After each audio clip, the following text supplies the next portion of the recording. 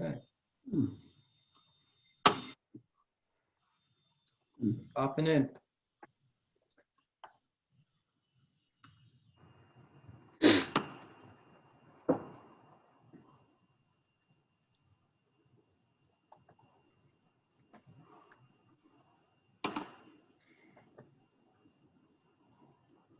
Good evening, everyone. My name is Michael Flynn, the North Carolina Coastal Federation. Thank you for joining us tonight.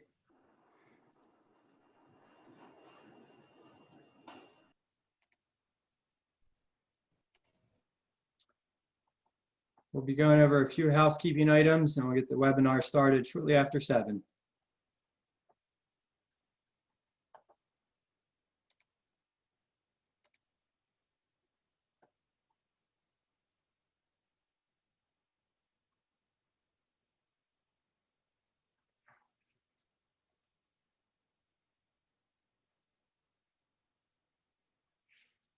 We'll get a double check with the panelists. Y'all can see the title slide. All right.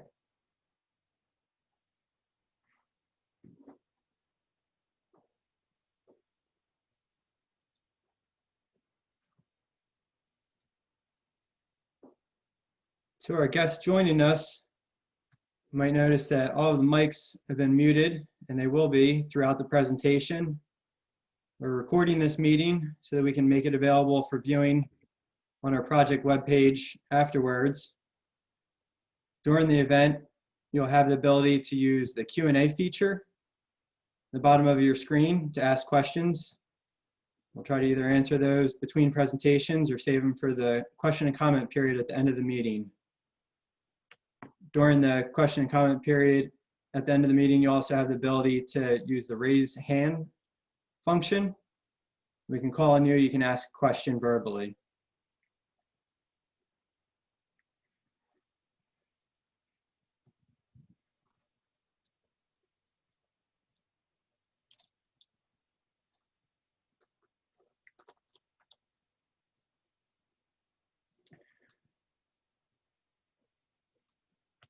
Hope everybody's been doing well.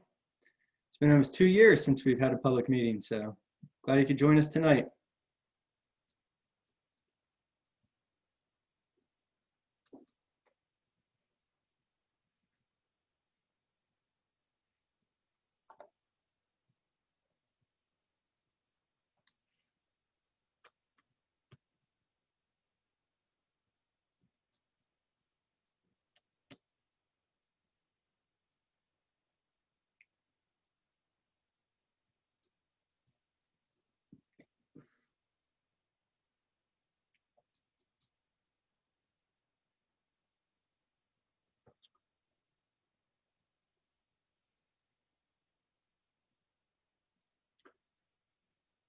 Good evening and welcome to anybody who's been joining us so far. Let's give a few minutes for everybody to get comfortable.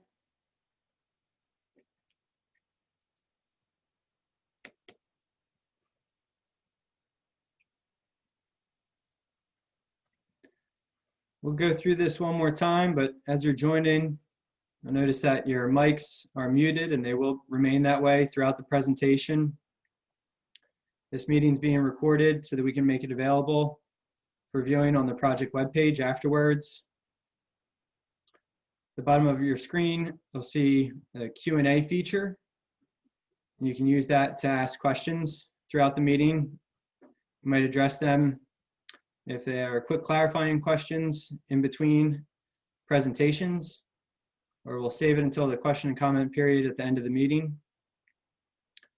During that time, you also have the option to use the raise hand feature, and our administrators can call on you and you can unmute your mic and ask a question verbally.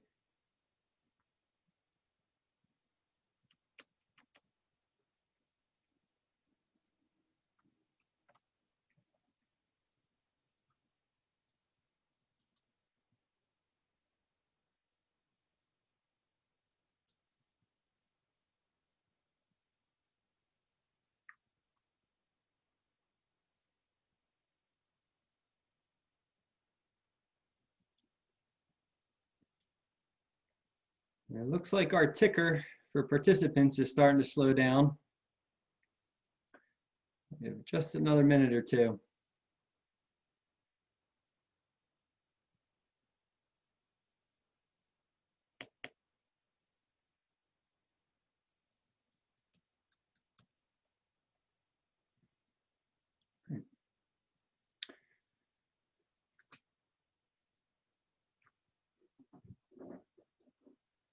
All right. Good evening, everyone. You didn't hear before, my name is Michael Flynn. We're with the North Carolina Coastal Federation as a coastal advocate at our Northeast office in Wanchese. Thank you for joining the Lake Mattamuskeet Watershed Restoration Plan virtual public meeting. As an attendee, you might notice that your mic has been muted. It's going to remain that way throughout the presentation. We're recording this meeting so that we can make it available for viewing on the project webpage afterwards. Throughout the meeting, you'll have the ability to use the Q&A feature at the bottom of your screen to ask a question. Perhaps our panelists might be able to answer a clarifying question in between transitions to other presentations, or might save it till the end during our open question and comment period. It requires a more lengthy response.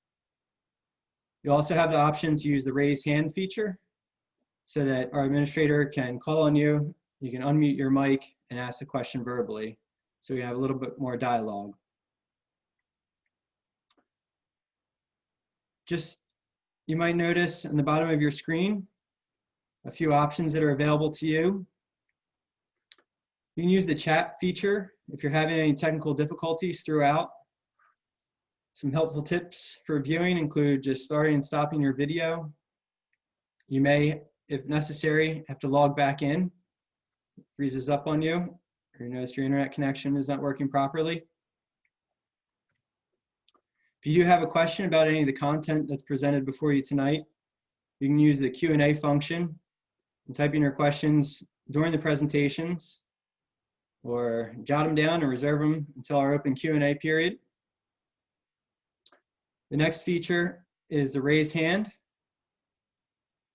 You can use that during our open Q&A period, and our administrator will call on you and give you the opportunity to unmute your mic. You'll see a little mic feature on the very end of your screen. Our agenda this evening will cover opening remarks from Bill Rich, Hyde County Economic Development. I'll be reviewing an overview of the development of the Watershed Restoration Plan. It's been about 2 years since we've seen you, so thanks for coming back. We'll be meeting the new Mattamuskeet National Wildlife Refuge Manager, and Rebecca Martin will provide an overview of the recently signed Memorandum of Understanding for Lake Mattamuskeet Watershed Restoration Plan. We'll hear some updates from the Mattamuskeet Technical Working Group.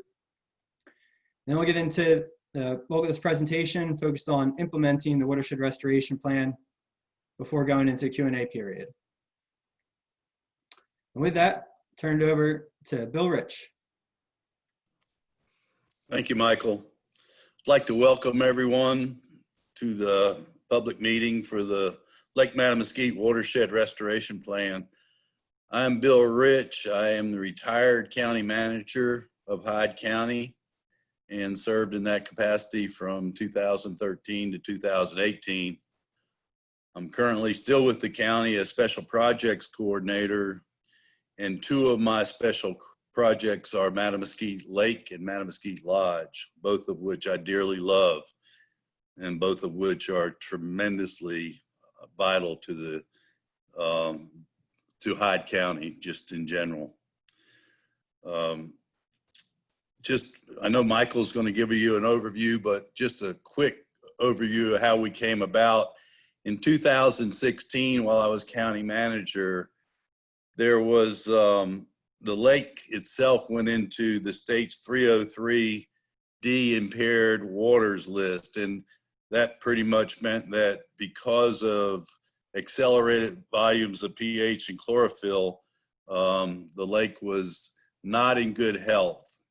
Also during that time, from 2014 to 2017, the lake experienced a tremendous loss of the submerged aquatic vegetation, the SAV, which is the main ingredient that the ducks and the fish love to eat. We all locally became very alarmed, and we formed a partnership in December of 2016 between Hyde County, U.S. Fish and Wildlife, and the North Carolina Wildlife Resource Commission. And between the three of us, we ponied up about we ponied up $75,000 to begin a development plan to help restore both the quality and quantity of the waters of Lake Mattamuskeet. We teamed up with the North Carolina Coastal Federation, who became our lead player in this, and also East Carolina University through the help of Randall Etheridge and his tremendous team there, and lots of grant money from all to form a stakeholder group, which was comprised of farmers and hunters and fishermen and conservationists and just all types of different people and groups that loved the lake and depended on it. And through compromise, it became a tremendous success. And the compromise was that everybody in the group sort of had different objectives, but the real objective was to the common cause of Lake Mattamuskeet. So I think you're going to be I know I am thrilled by where we have come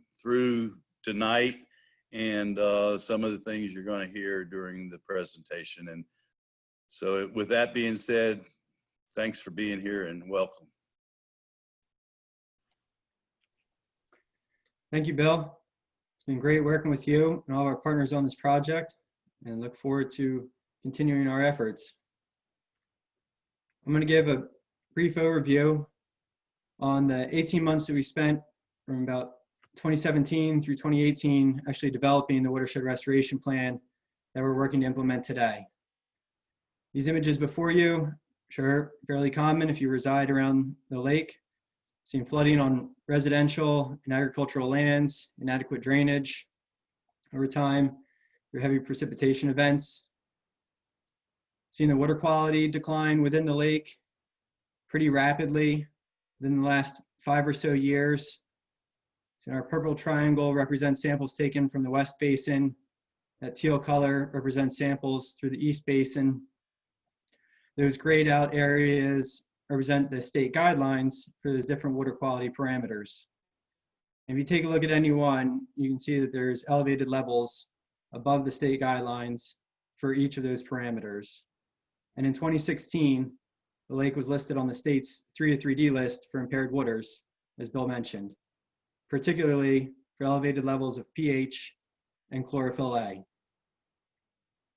As a result, within the lake, sampling for submerged aquatic vegetation, that resource that's utilized by waterfowl, fish, and other supporting aquatic life, has declined pretty dramatically. The surveys indicate there is a drastic decline in the West Basin of the lake. And you see by 2017, it was pretty much devoid throughout the entire lake. That's the current status of 2018, 2019 as well. So we had some problems on our hands, but it also presented an opportunity to partner together to work on addressing those and coming up with solutions. The U.S. Fish and Wildlife Service, North Carolina Wildlife Resource Commission, and Hyde County partnered with the North Carolina Coastal Federation to develop a watershed restoration plan. Worked by forming a core stakeholder team who provided input and insights and represented the residential community, farming community, waterfowl impoundment owners. And we focused on what some of those problems were and how we could come up with different solutions. Throughout that process, presented that information on 5 public meetings. The information was available for public review on the project webpage, which you can visit today at nccoast.org/Lake Mattamuskeet. That core stakeholder team and the input that was received from the public helped to identify the desired state of the lake and watershed, which included active water management of lake level, in addition to the current tide gates that operate the passive system, so that it would result in less frequent flooding of residential property, see fewer septic system failures, and adequate drainage of croplands. That hypereutrophic water, it was turbid, once described to me like cream and coffee. We're gonna try to get that under control a bit. Bring those nutrient levels down so we see fewer phytoplankton and cyanobacteria blooms. This would lead to an increase in SAV abundance along the lake bed as we improve the water quality. As we get some ability to manage the water levels, we'd see a return and increase of emergent vegetation. Within the lake, one thing that had been identified as a potential contributor to the degraded water quality was excessive common carp populations. So one of the priority actions was actually to reduce those common carp populations within the lake. There had been stories I heard of catching Jimmy crab 7 inches long. That was desired to get back in there, along with some other game fish. And the piece de resistance is getting that lake back off the state's 303D list for impaired waters and getting chlorophyll A and pH within federal and state guidelines. That's what we identified as what we wanted to work towards. It was included in the Watershed Restoration Plan that was made available for public review back in October of 2018 and presented during a public symposium at Martell's. Maybe some of you attended that. The goals were 3, not in any order or priority, but I'll first discuss the goal of protecting the way of life in Hyde County. We want to maintain existing land uses and industries in the watershed, in residential, farming, fishing, and tourism, and enhance and maintain the health of the lake's natural resources and its waterfowl and wildlife. Second goal is to actively manage the lake water level, to minimize flooding of residential, business, and farm properties, allow for annual drawdowns as appropriate and in compliance with the refuge's management objectives defined in its comprehensive conservation plan, to establish and maintain submerged aquatic vegetation within the lake, and to establish and maintain a zone of emergent vegetation around the lake periphery.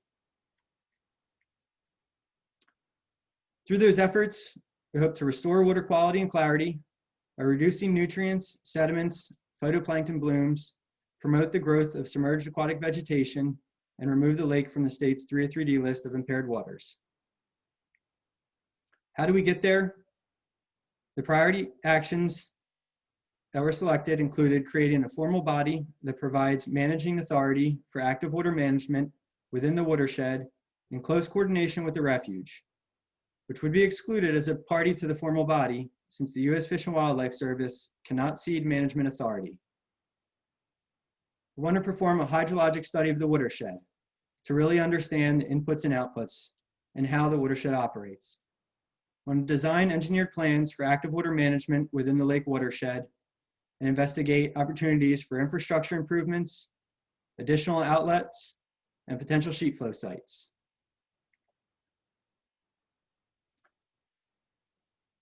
As we presented that watershed restoration plan to the public, we had also submitted it to the North Carolina Division of Water Resources. And they had asked for us to identify improved cost estimates for some of the activities we prioritized, come up with interim milestones for when we would see improvements, and get a better handle on the reduction of some of the nutrients that would be entering into the lake. We had identified those and submitted an addendum in July of 2019, and the Watershed Restoration Plan has been officially approved since August of 2019. After this public meeting today, you can go to the project webpage at nccoast.org/Lake Mattamuskeet and review the plan and the addendum, other resources, including meeting materials. And you can also subscribe for updates or submit comments. You scroll to the webpage below. Or you can talk to one of the many outstanding partners we have that participate on the core stakeholder team. Might be your neighbor, a friend. But please reach out to them if you have any concerns or questions you have about the Watershed Restoration Plan. And with that, I'd like to turn it over to Rebecca Martin. You can meet the new refuge manager of the Mattamuskeet National Wildlife Refuge, Kendall Smith. Thank you, Michael. I'm Rebecca Martin. I'm the project leader for the Coastal North Carolina National Wildlife Refuges Complex. And if you talked to Pete Campbell about this time last year, you know that he was running with both feet right into retirement. So Pete retired from the Fish and Wildlife Service at the end of September 2019.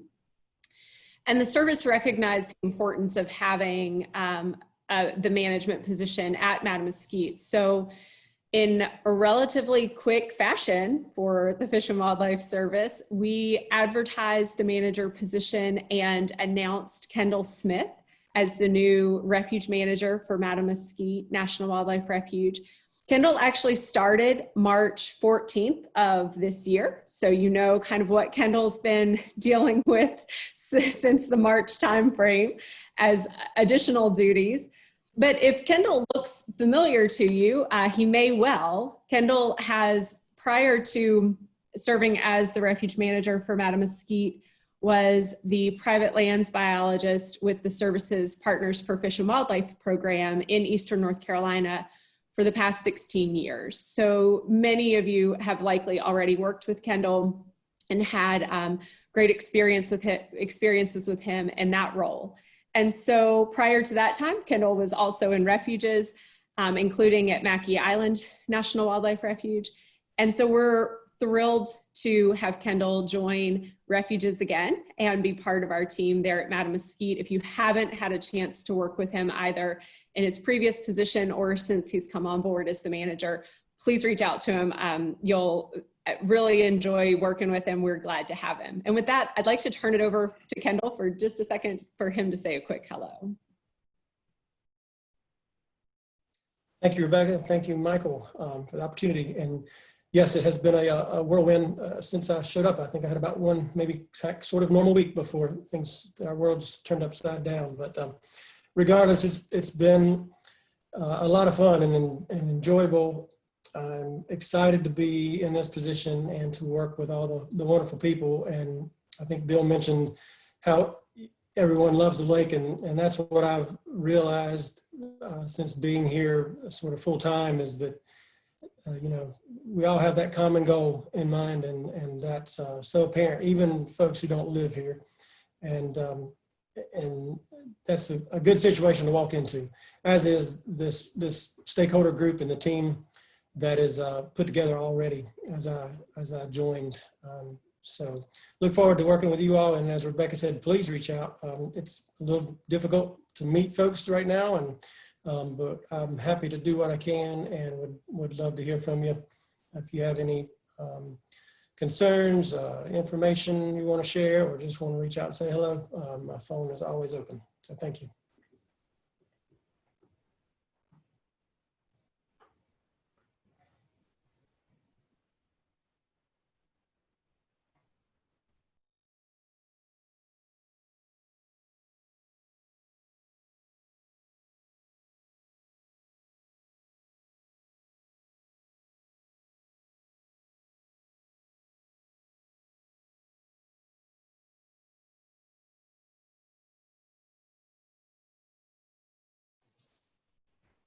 Let's see, that is all I had on that topic, Michael. I'm hoping I didn't lose connection.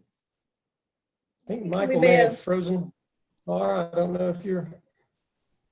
Yeah, we heard all of that. I think most of us. Okay, great.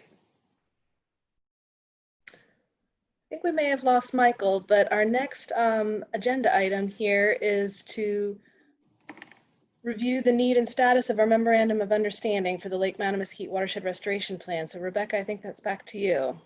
It is, and I'll be glad to jump right in there. As we reach the completion of the Watershed Restoration Plan and that process, North Carolina Wildlife Resources Commission and Hyde County and the U.S. Fish and Wildlife Service really identified the need to, and the desire to really underscore our continued commitment toward the restoration plan and restoring the lake and the watershed. And so those three parties came together and developed a memorandum of understanding that's really intended to, the intent of the MOU is to further enhance our collaboration, to provide priority attention and support for implementing the best management practices in the watershed restoration plan and the supplemental addendum that Michael was just describing. And so in the MOU, it goes through the agencies' different, there are some general items that all of the agencies kind of commit to doing. And then there are some specific items that each agency or organization commits to doing under that MOU. And it's really intended to just make very clear that the intent of each of these organizations is to continue working together to further grow our working relationship, to work with the stakeholders and across the landscape for implementing the water management plan. So that has recently been finalized and all of the organizations have signed it. We're working on just getting it, all the signature pages put together so that we can put it on a public page so that everyone can take a look at that. And you'll see as you review that it's appropriately broad so that it covers really a wide array of things that we can work on together for the restoration of the lake and the watershed. And so with that, I will see if Doug or Bill had anything you wanted to add about the MOU. We're excited to have that in place now. Yeah, this is Doug Howell. I'm the Migratory Game Bird Coordinator for the agency and the agency's technical representative to the development of the plan and also the implementation of the plan. So I think Rebecca captured our intent in signing the MOU with our other partners quite nicely. And I don't think I have anything to add to that, but I will say that we're, from our agency's perspective, we're very excited to continue being a partner in implementing this plan and hopefully reaching some of the priority actions and goals that we set out in the restoration plan. Bill? I agree, Doug, with everything you said and Rebecca. And it's been a tremendous partnership from the beginning, and I know the end result is going to be fantastic. Thank you, Rebecca, for your bringing it out. Absolutely. Thank you. Looks like you're back, Michael. Rebecca, Doug, and Bill, thanks for covering for me. No problem, Glad Michael. to. Yep. Brief delay. I think I can get back to being the host. Let's see. Michael, I'm going to stop sharing if you've got the presentation up again. I do. Okay. Where would we be without a technical difficulty? Let's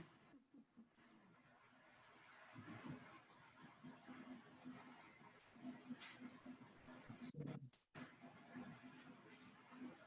And we're back. We'll hear from Doug Howe and Wendy Stanton about some updates as far as regards to research and monitoring efforts on the refuge from the Mattamuskeet Technical Working Group. Thank you, Michael. I'm going to turn my video off just to make sure my internet doesn't freeze on me. I'm hoping everyone can still hear me. Doug and I have pulled together this update to share with the public and with the stakeholder group some wonderful news about some grants that we were recently awarded, and also some exciting results from some research that has finished up this past year. I want to start off by explaining what the technical work group is, and it's basically a collaboration between the U.S. Fish and Wildlife Service and the North Carolina Wildlife Resource Commission. And we work together to identify prioritize, and conduct monitoring and research at Mattamuskeet Refuge to inform management actions that can be implemented to improve water quality and restore submerged aquatic vegetation in the lake. So that is our charge, and we take it very seriously, and we're just moving forward and have a lot of exciting things that we want to share with you. Next slide, please. Is it next slide? Okay. So one of the research results from some ongoing research, this is with now PhD Anna Alicia with NC State University under the direction of Dr. Gregory Cope. And her dissertation was titled, Assessing the Transport, Fate, and Effects of Agricultural Herbicides in the South Atlantic Coastal Plain. And basically what she did, we placed sensors at 5 different locations around the lake during the growing season. We placed the first sensors in April, and 6 months later, we pulled the last sensor. And these special absorptive pads inside of these sensors were sent to 2 independent labs. The results from her study are basically the herbicides tested pose little to no risk to submerged aquatic vegetation restoration efforts at Lake Mattamuskeet. And this is very good news. The photo below is Anna, and with one of the sensors. It's called a polar organic integrative sampler. It's a mouthful. I just call it the sensor for short. Next slide, please. Some other exciting results, and this is April Lamb's study. She was a master's candidate at NC State University under the direction of Dr. Jesse Fisher. Her project was informing common carp removal and submerged aquatic vegetation restoration in Lake Mattamuskeet. And these are some of her carp exposures. You can see the fencing on the lower left, a picture of the slide. Some of her burlap sacks where she actually sowed vegetation, wild celery, and 2 other species into the burlap and then placed that back down inside of the carp exposures. And as of last January, this is wild celery growing in those exposures. And her results, which you can read, is SAV species can be successfully established when protected from herbivory and uprooting from invasive common carp, despite high nutrient levels and turbidity. However, I want to point out, and this was made very clear in her results, is the carp removal, in addition to reduction of nutrients and total suspended solids entering the lake, will improve water quality and clarity. Both are required for success. We can't just remove carp and we can't just remove nutrients. Both of those are required for success. But this was very exciting results from her study. Next slide, please. So Doug and I also wanted to share some exciting grants that we were just recently awarded this past summer. We received the U.S. Fish and Wildlife Service Coastal Program Funds Grant to restore a healthy aquatic and wetland ecosystem for $180,000. This money is going to be used to purchase carp exclusion barriers that we're going to be placing at the tide gates at the 4 outfall canals. This will prevent new adult carp from entering the lake from the more brackish Pamlico Sound. This is crucial in removing carp, causing a population crash in the lake. We're also going to be purchasing permanent pound nets and other nets to remove carp. When I talk about carp exclusion barriers, the lower right-hand photo in the slide, that is one of our carp exclusion barriers that we have in place now. It used to be called the debris barrier, but now is to exclude carp. We are working with an amazing group of engineer students from East Carolina University with the East Carolina University Capstone Project. And these students are designing a hoist to lift these carp exclusion gates at the 4 outfall canals. The reason why we need to be able to lift them is for maintenance. If they get packed with vegetation, we need to be able to remove that. So they're coming up with some fabulous designs, and they should be finishing up at the end of this semester. And we're excited to see those results. Next slide, please. So we just received notice that the Carp team has received the U.S. Fish and Wildlife Service National Large Invasive Species Grant for $1 million. And we are very confident that we will remove 99% of the common carp from Lake Mattamuskeet. So this, in combination with the Coastal Funds Program grant, we are going to be successful. We're very confident about this. That money is going to purchase additional carp exclusion barriers. We're going to implement the modified unified method for carp removal and other techniques. And this money is also going to be used to continuing monitoring and ensuring biosecurity. And when I say biosecurity, I mean to prevent these invasive carps from taking over the lake again. That's what that means. Next slide, please. Our next steps, we are in the process of completing all the compliance documents, compatibility determinations, NEPA, et cetera, and other paperwork behind the scenes, contracting documentation, purchasing the barriers and nets, and implementing the mom carp removal during 2023. All of this has to be in place to make this possible. Some of you may be wondering what the modified unified method is, and it's basically using various techniques such as sonar speakers, underwater sonar speakers, electricity, bubbling mechanisms to literally herd the carp into these massive seines. And this technique that has been used in other lakes, on a bad day, they can remove 40,000 pounds of carp in one netting.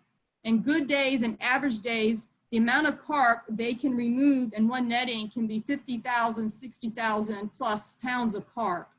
So we are very excited about this and looking forward to continuing to move forward. Are there any questions? Oh, next slide. I think that's my last slide. Next one is my last slide. Anyone have any questions? Doug or anyone from the Carp team who's on the call would like to add any extra comments on that? Wendy, there is a question in the chat and the Q&A, and it looks like we have a minute or two that could maybe be used to answer this here. So one of the question is, the barriers that are being used, will they have any sort of impact on other fish? Will they inadvertently exclude other fish that we want in the lake? That is a very good question, and the answer to that is the barriers are going to be spaced. You can see those rods on the carp barrier we have in place now. That's going to allow anadromous and cadadramus fish from entering the lake and also allow blue crab dispersal back and forth from the sound and into the lake. So it's just going to block the adult carp that are traveling from the Pamlico Sound into the lake.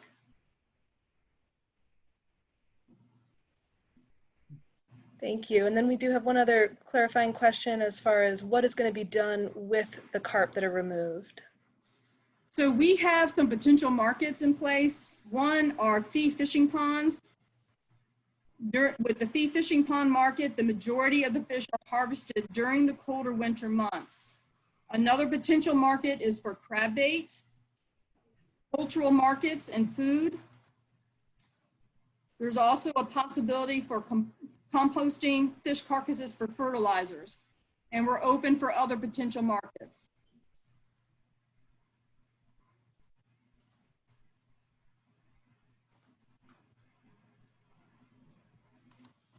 Thanks, Wendy. Thank you, Michael. Doug, did you have anything to add?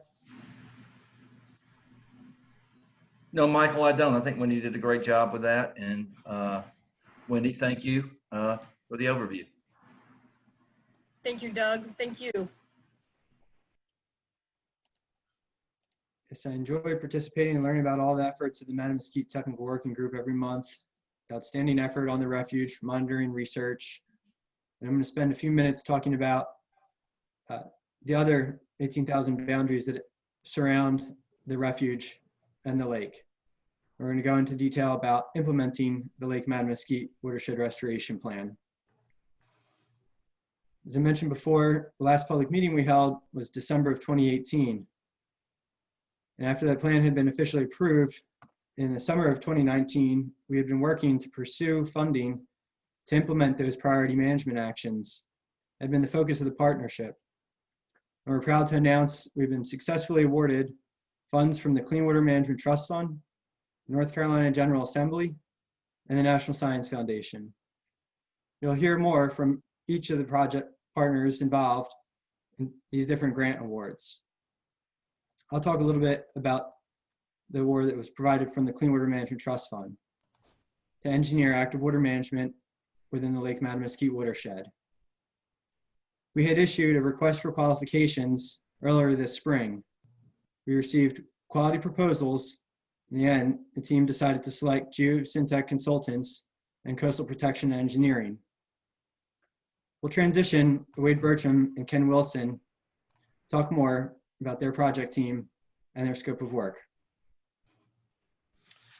Thank you, Michael. It's such a pleasure to hear what's going on here, how a plan was made, and that plan is starting to come together, and all the participation it's just a pleasure to see everything going on. One of the things in the plan was to look at active water management, and I'm the project manager for that engineering team. On the team, we have Dr. Lissa Braswell, Ken Wilson, Landino Bendet, and Pete DeHaven. I'm with Geosyntec, and we are a 1,500 employee company. If you want to switch to the next slide, Michael, we have about 80 offices. We're 100% employee owned, and most of our employees have some kind of advanced degree. Ken's going to talk about, Ken is with Coastal Protection Engineering, and they are teaming with us on this project. And Ken, if you will, can you share a little bit about CPE? Sure. Just real briefly, I myself am down in our Wilmington office. So we've got a small staff of 6 or 7 folks down here. And then my colleague who was mentioned in that previous slide, Landino Benedette, he's also on the phone. He's out of our Florida office. So we're a highly specialized coastal firm, like it says there, worked with a lot of local communities mostly in Eastern North Carolina over the last 18 or so years, and just really excited to be a part of this project. I've been following the project from a personal standpoint since I think 2017, summer of 2017. I got involved, started talking to some folks. I was at one of the last public meeting back in 2018, and now it's really exciting to be part of the team and see the progress that's being made. Thanks. And the way we all work together, again, I'm the project manager, and Ken Wilson, he's the technical advisor. We have a project director, Pete DeHaven. Ken and I are also doing stakeholder engagement. Dr. Braswell is doing consultation oversight. I'm doing the project engineering design. Lissa Braswell is doing the wetland siting analysis. And Dr. Landino Benedette is doing the H&H model. So if you can go to the next slide. Here's our schedule on the project, and it's really difficult to see, but want to highlight a few things. This is a phased approach to the project. So first, just put you where we are. We're at the end of August, this meeting, and the project started in June. So we've been working on this for a little bit of time, and we're currently building the existing conditions model. Ken will talk about that a little bit more later on. And as soon as we get that model pretty close, we're going to start estimating storage capacity needs in the wetlands or wetland siting analysis. In September, we'll also start looking at engineering alternatives. And then in October, we will be starting the wetland siting analysis or evaluation. The modeling takes quite a bit of time. We really want to put the effort needed into this. There's a really sophisticated model that you'll see. So it'll take some time to develop, and we'll be working on that through February, where we'll deliver a report of completion. Then after that, we'll start really getting into the ecological impact analysis that we'll deliver in June. And then in July, deliver the engineering concept for the project. Next slide. Ken's going to talk a little bit about the model.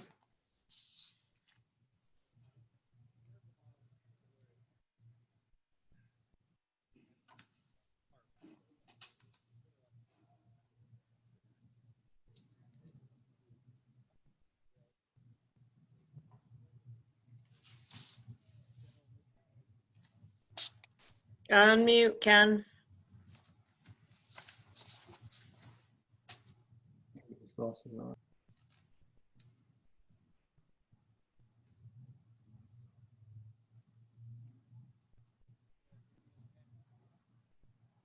He's gonna log back in, see if we can. Okay, He I was can talk about, talking, but Okay.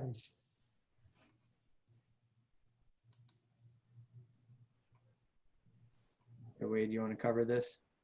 yeah, myself or Lindino. Lindino, would you like to cover this? Wait, yeah, I can cover. It's Ken. Yeah. Can you see me? Yep. Is my camera back on? Okay.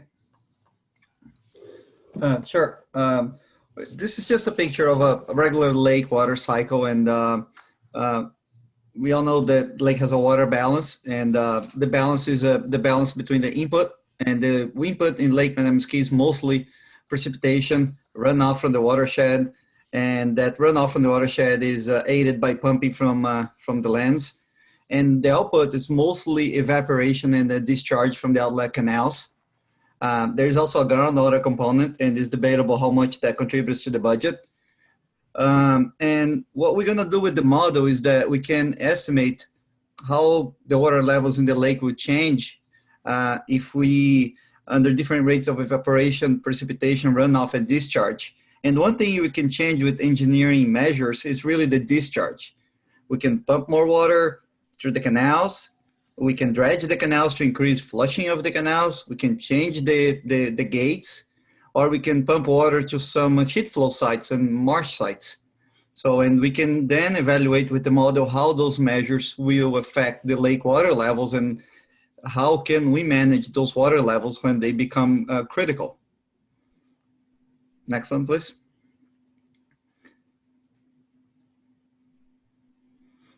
We're using a model called Delft 3D.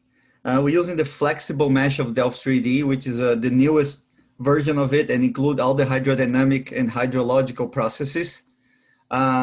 It's unstructured grid. That means that we can have rectangles, triangles, hexagons, all kinds of shapes. It allows for the simulation of interaction of water, sediment ecology, and different water quality parameters over time. Includes all hydrodynamics, meaning wind interaction, how it piles water in different places, and different hydrological processes like precipitation and evaporation and hydraulic structures. So it allows for the implementation of structures like weirs, gates, and pumps, which are structures that you have in your area. And because it has a water quality component, after we're done with our study that is really focusing on water level management to reduce flooding, the same model that we're gonna develop for it can be used to evaluate water quality and how those engineering alternatives affect water quality in the lake. Ken, do you wanna continue from here? You guys hear me now? Yes? Yep, we can now. Okay. All right, great. Yeah, I don't know what happened to that. Next slide, Michael. All right. So thanks for picking that up, Lindino. Really appreciate that. Yeah, this we wanted to basically show this model domain so that everybody understood how the model was running. Lindino talked a little bit about the flexible mesh and the way that the model works. And so what you see here is basically our grid of where the model will run. Obviously, the lake is included in the model. Anything that's happening with water exchange within the lake, within the watershed, which is what that yellow boundary is set to show. And then we've got some buffers outside of that watershed, as well as including the Fairfield district in there too. And then you can also see the 4 outlet canals. Obviously, we've got very high resolution. The one thing that you can tell, it's hard to tell at this level of being zoomed out, but basically what you're seeing is the difference in those grid cells. So the cells inside the lake are much bigger, and those areas that look basically grayed out are very small cells. When you look at it at this scale, it almost looks like it's solid, but the cells in those areas where we're most concerned about water exchange are very high resolution. Next slide. So we wanted to just, brief everybody on the types of data that are being put into this model. As far as topographic data, we've got really great LiDAR data from the North Carolina Floodplain Mapping Program, bathymetric data of the actual lake from 2013 to 2016. The data that we're using really to calibrate this model to make sure it's operating correctly is really looking at water levels. Some of those water levels are the stations that are actually in Lake Mattamuskeet. Some of the other water levels that we want to calibrate the model to include a gauge that was put out temporarily during Hurricane Matthew out at Swan Quarter. That'll help us understand the water levels in the Pamlico Sound during these events. And then the other gauge is out on the Belle Island Pier. We've got good control data during Hurricane Joaquin there. Obviously, we've got precipitation frequency information that we're going to use in the simulations, sea level rise estimates. We had a good discussion today about how we'll decide which one of the regional long-term records of sea level rise would be most appropriate to use for this particular exercise, and then other local data sources, specifically a lot of the data that help us understand how the structures, the gates are actually working, and then as well as some of the cross-sectional data that we have that help us understand the parameters of the channel. Next slide, please. So again, just to give everybody a flavor of what we're doing with this model, I talked at the beginning of that last slide in terms of data that we've got this regional LiDAR data and we've got bathymetric data of the lake. And so what this map is showing is all of in other words, if you took all the water out of the lake, basically the bare surface is what you're left seeing here in this figure. So the yellow and the greens are higher elevation areas. The blues and then into the purples and the pinks would be the deepest part of the lake. And so this kind of gives a good flavor and shows that we certainly have really good data coverage throughout the modeling domain that we talked about. Next slide, please. And then finally, just to kind of, again, reiterate some of the goals that Lundino talked about in the first slide and how this is all going to work. We're working currently to try to calibrate this model. In other words, we're trying to get the model set up and get the right inputs so that when we simulate Hurricane Matthew and Hurricane Joaquin, we're seeing similar believable water levels in the model than what the actual measured data tells us those water levels were. Once we have that calibrated, then we can start working on comparing some of these engineering alternatives, whether it be pumping water outside or through some of the canals or pumping water to different storage areas or other different options that we might take a look at. All of those options can now be simulated in this calibrated model. And, when we talk about models, we always like to stress that, the model isn't so sophisticated that it's going to predict the future. The model is set up with a certain amount of data in it to where we feel comfortable making relative comparisons of what the conditions would be in a certain storm, how high the water level would get in a certain storm, the way that the system currently works, and comparing that to different engineering alternatives and being able to, on a relative basis, say, okay, well, this alternative is going to lower the water levels around the lake to some degree. This other alternative is going to lower those water levels in the lake even more than alternative one.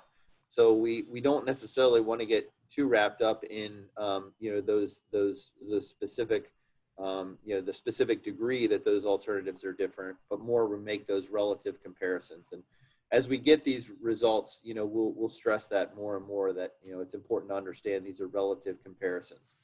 And then one final thing that we wanted to throw in there was in developing or determining which model to use. The reason that we suggested this model, which is a little bit more complex than some of the other models that are created to do this type of modeling, is that long-term, this Delft 3D flexible mesh model has a lot of future applications, and those could be things like ultimately looking at different nutrient levels in the lake and how through the hydraulic processes of water exchange, how how long it takes certain pollutants to be diluted in a certain conditions.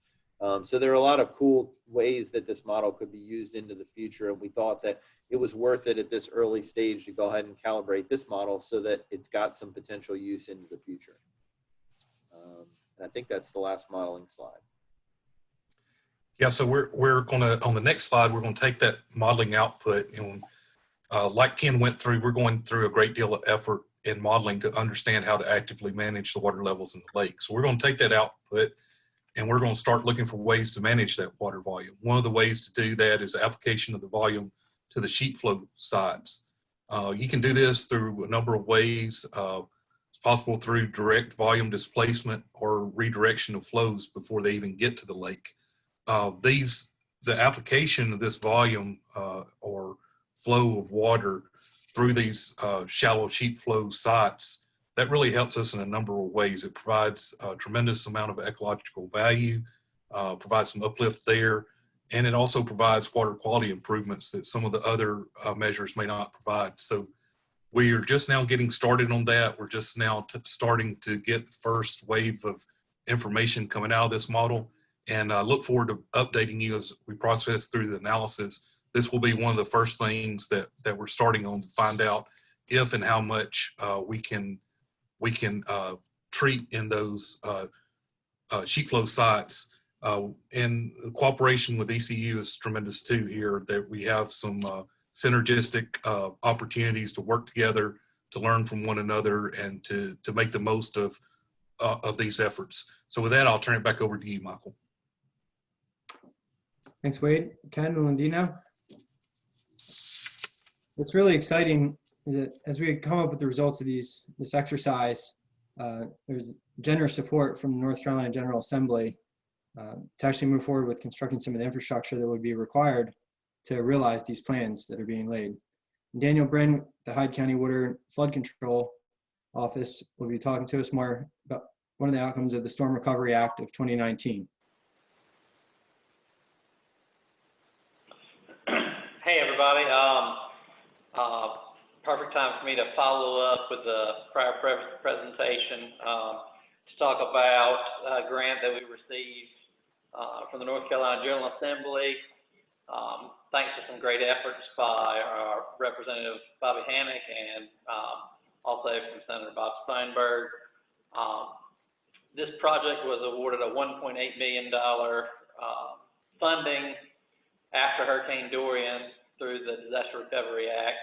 And the reason it's very timely to talk about this funding after the previous presentation is because all the work that's being done by the group through the Clean Water Management Trust Fund grant and the modeling that's taking place now is going to be absolutely critical when we go to basically utilize this $1.8 million, which is to be used to construct a pumping plant that will be tied to the lake in some fashion to actively control, assist in active water management on Lake Mattamuskeet. So definitely like to thank our representatives and all those who had played some part in securing this funding. And we've got a long road ahead, and we know that this modeling and engineering effort that's taking place now will be in support of that, and we look forward to utilizing that to improve conditions on Lake Mattamuskeet for residents and visitors alike, and water quality and water quantity problems. It's a great resource for us to have in this effort.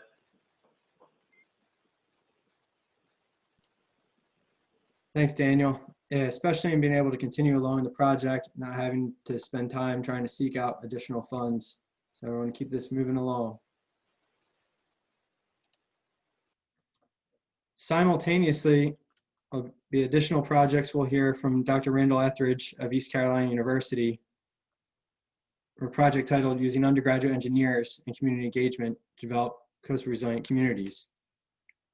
All right, thank you, Michael. You can go ahead and skip 2 slides ahead. I didn't realize you were going to have a introduction slide for us. So I'm going to start by introducing our leadership team. We've got Linda Deanna from the ECU's Coastal Studies Institute, which is located out in Wanchese.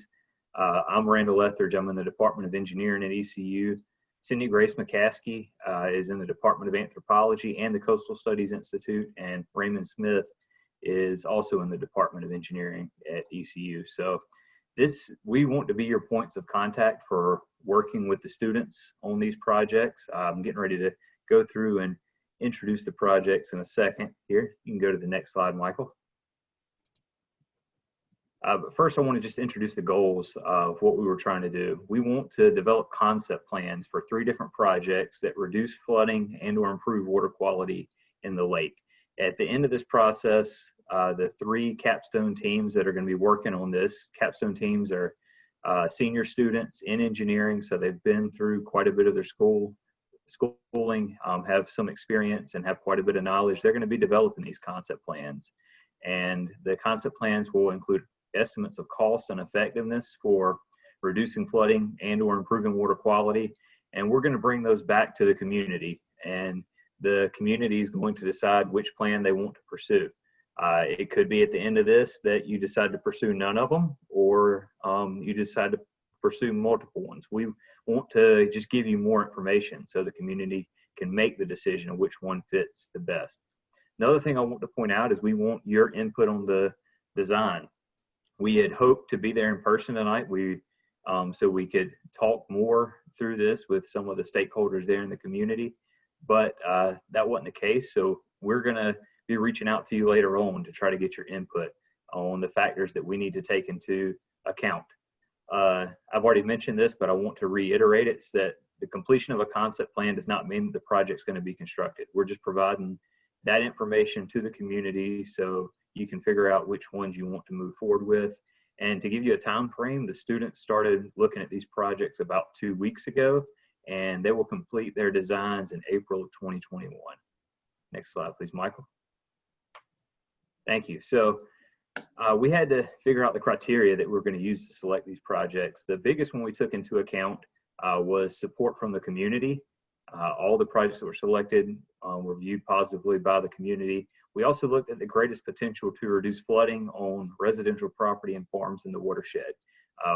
In working with the community, we had a lot of great projects that were suggested, and we had to narrow it down, and that was something that we looked at. We wanted to have the effect on the largest number of landowners.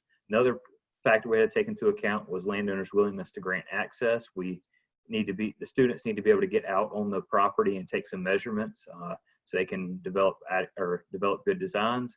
Had to also take into account the educational objectives of the students, and we didn't want to duplicate the work of Geosyntec and CPE. Like Wade mentioned earlier, we're excited about the partnership. I think we're going to be able to work together quite a bit on the sheet flow and wetlands work. I think the combination of us working together is going to give better results to the community than one of us working individually. So we are excited about that. Do want to specifically address the projects that weren't selected. Just because the project idea was not selected does not mean that it shouldn't be examined in the future if funding's available. We're not eliminating any of those projects. The other thing is some of the information we gained through doing the 3 projects that were selected can be applied to future projects as well.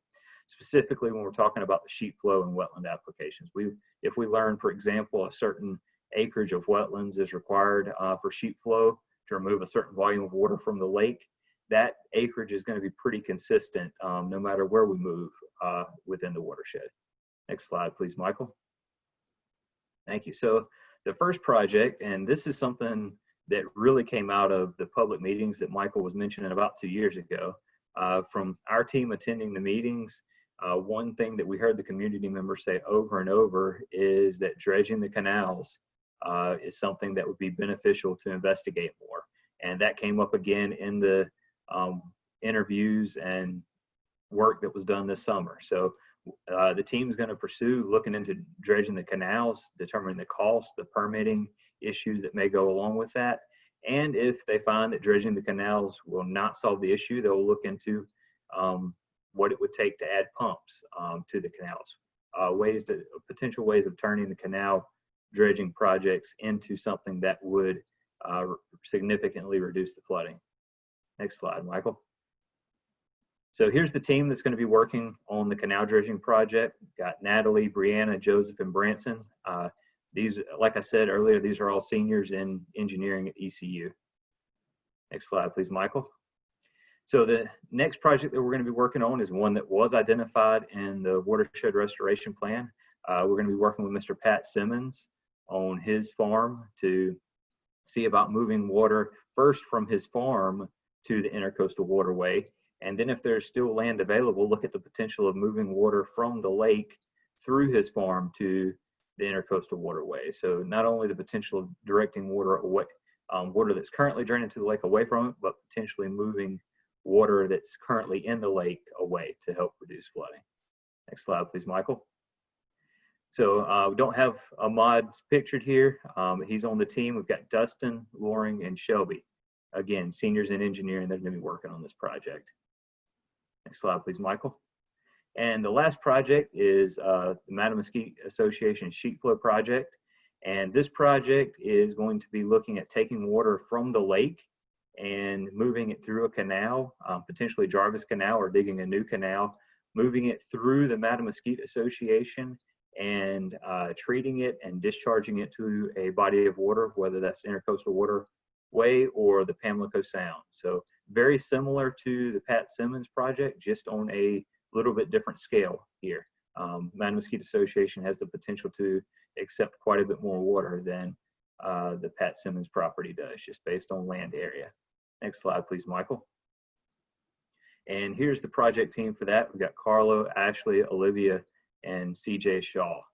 And one reason we wanted to introduce you to the teams is hopefully at one of the next meetings we'll actually be able to meet in person, and they're going to be the ones that are going to be interacting with you and presenting. So one of the things that we want to do, since we're not able to be there in person tonight and get feedback, is reach out now, and we're going to reach out after the meeting, figure out if you're willing to share your knowledge and perspective about these designs. So we're looking for folks to discuss the projects with the student design teams. We're thinking about getting some small groups of members of the community that are willing to work with these teams, and kind of having a small group potentially assigned to each team, kind of the local community members that they go to if they have questions and want some community input in between the meetings. We will be presenting what the students come up with at each of the public meetings over until April. So if you want to get in touch with us and figure out how you can give input to the teams, you can email us, call us, send a chat message during these meetings. Linda and Cindy's contact information is listed there. Michael, if you go to the next slide. And here's the contact information for the whole team. So feel free to get in contact with any of us if you have input that you feel like the students need to hear, or just willing for the students to have your contact information so they can get in contact with you if they have questions and want some local input. We do plan to reach out to everyone that's been a part of this meeting later on. So if you see an email from one of us, that's what why we're reaching out to you. Does anybody else from the ECU team have something that they'd like to say?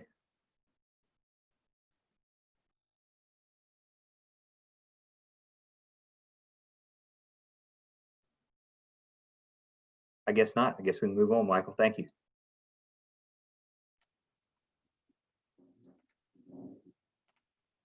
Thank you very much, Randall.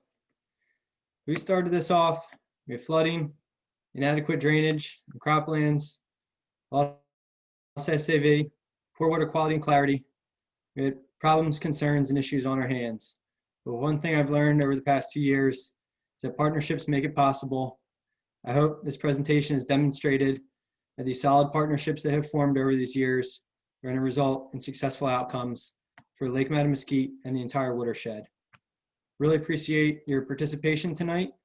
Your partnership included is going to derive success. We're going to be able to open it up to a question and comment period for the remainder of the meeting tonight. Again, you're able to enter in questions. You can type them in using the Q&A function at the bottom of your screen if you would like. Or you could raise your hand and we can call on you so you can unmute yourself and ask the question verbally. see. Aaron, did you happen to notice if any questions came in that we can start with? We did have a few comments and questions that came in during the presentation. A few were answered during the presentations. One was about sheet flow and whether sort of a definition clarification about sheet flow that was in from Elizabeth Grove. And she provided a great definition here: an overland flow or downslope movement of water taking the form of a thin continuous film over relatively smooth soil or rock surfaces, not concentrated into channels larger than rills. And she asked whether there was additional land adjacent or lake adjacent land being solicited to perform evaluations for sheet flow application. And the response was yes, we are. That's still a possibility. And she actually made an offer of her property and gave out the contact information for you, Michael, to get in touch with moving forward. So if anyone else is interested in talking about project potential for sheet flow, Michael's contact information is Michael Flynn or Michael F at nccoast.org. And we have a Coastal Federation office number of 252-473-1607. We can get that contact information out to everybody if there's any follow-up. There are a couple more questions that have come in that have gone unanswered at this point. Wade, this is directed to you about the model considerations from Kelly Davis, wondering if the model will consider volumes of water that are currently pumped into the lake that could be diverted to retention ponds and or sheet flow areas and thus never enter the lake at all. Yes, that's a really good question, and we do anticipate looking at that.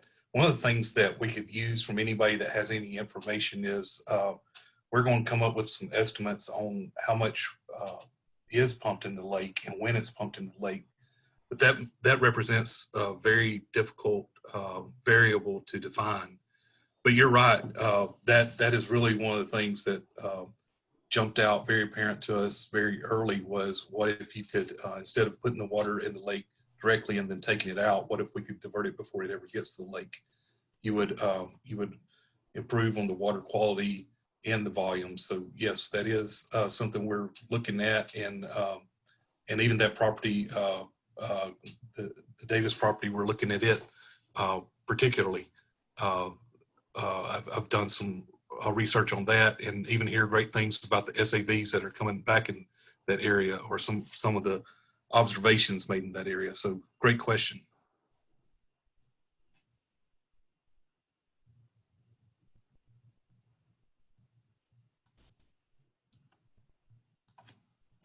Thanks, Wade. And then we have another question from Kelly also, this one directed to Randall. Randall, will canal dredging discussions include considering the value of improved water quality and flushing, and also the value of dredged canals to fish and crab movement from the sound side of canal into the lake?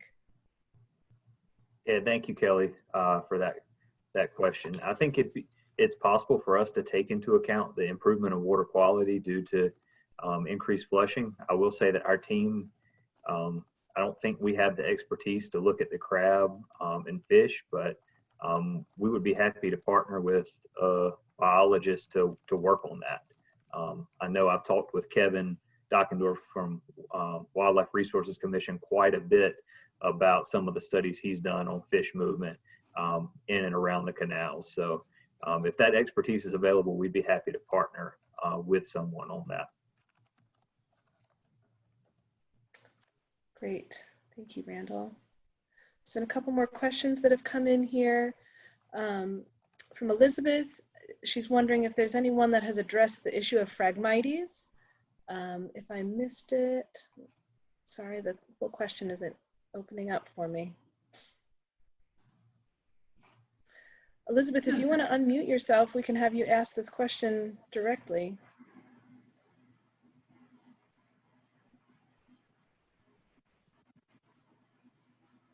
I'm unmuting you if you'd like to ask it directly. Okay, can you hear me? Mm-hmm. All right, so Phragmites has become incredibly invasive over just the last year on my mom's property down there in Fairfield. So my question is if you can address Phragmites and how to eradicate or remove it without the use of dangerous chemicals. there anyone that would like to take a stab at that? This is Wendy Stanton. Hi Elizabeth, I know we've talked about the Phragmites in the past. One thing that has worked in some areas is if the Phragmites is smashed underwater, sometimes that will kill it, or cut underwater, sometimes that will kill it. On the refuge, we are using herbicides, EPA approved and U.S. Fish and Wildlife Service approved herbicides. It goes through a very strict pesticide use proposal process. We're mainly using Aquanit, which is a glyphosate, and a Mazipur to set back Phragmites, alligator weed, and Sesbania in the impoundments. Our next step, and this I will be bringing this up with the technical working group, is we would like to concentrate on some of the priority codes around the lake and restore some of the emergent zones for waterfowl habitat. And that's something that will be coming up probably this upcoming year. I'll be talking with the technical working group to move forward with that. Remove the frag, set it back, and allow the native emergent vegetation to return to some of those areas in the strategically prioritized codes around the lake. Do you have suggestions on how to get in there and cut down that Phragmite? You can smash it. You can, if depending on, I know you're up there on the north side. You can use a boom axe out there and cut it down below the water level. Sometimes that will help. Something that you can roll, have something heavy that you can roll over it and actually smash it. And you can also smash it in the wintertime, believe it or not. That sometimes works. It can be brown, it's easier to break off that stem, and water gets down to the stem, and it kills a lot of the underground rhizomes. But usually you have to do it in consecutive years. Right, I had heard that was a possibility, and I was just wondering if the state is gonna, or if some large organization that can actually fund having equipment that'll smash it will do it, rather than me going out in my waders and breaking down branches. I could defer that to someone else. Usually it's going to be the landowner, because we just don't have the capacity, unfortunately, to treat the entire perimeter of the lake, unfortunately. And we cannot aerially spray any chemicals close to residents. Yeah, I'll defer that to someone else on the panel. If they have some other ideas they could provide you.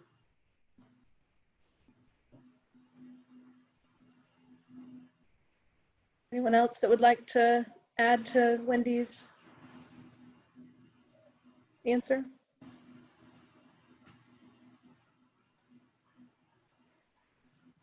This is Kendall. I would just say that Phragmites is a problem for everybody, and there's no easy answers, especially short of herbicides, which seem to be the most effective.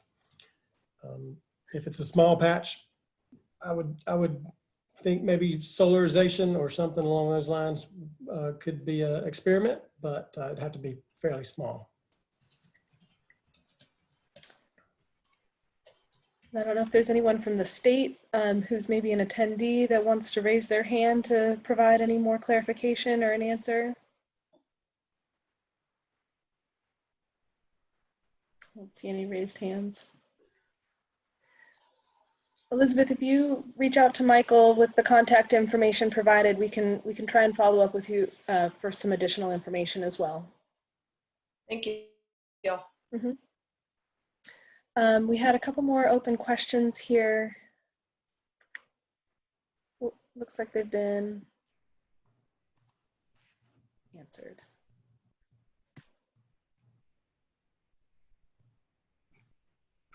Okay, are there any other questions or anyone else that would like to come off of mute to be able to ask directly?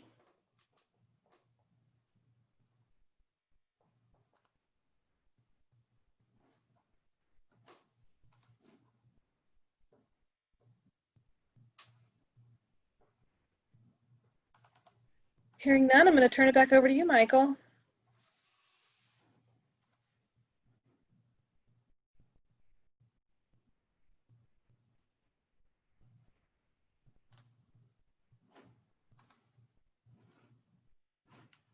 Michael, I think you're still muted. I was just practicing. Understand. I want to thank everybody for their participation tonight, the panelists, you in attendance. We had our record turnout for public meetings. So albeit we would have loved to have been in person and share this great news with you and continue to identify future partnerships. We're doing so virtually and trying to take advantage of that. We have constant communication. Please visit the website, nccoast.org/Lake Mattamuskeet, where you can subscribe for future updates, submit comments, anything that comes to mind.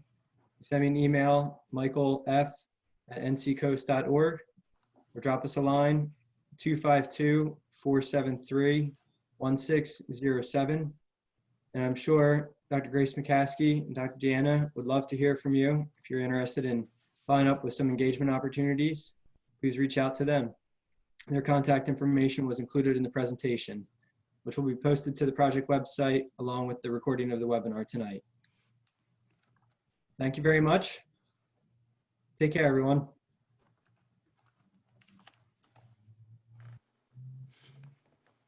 Thank you, Michael. Thank you, Michael. Have a good night.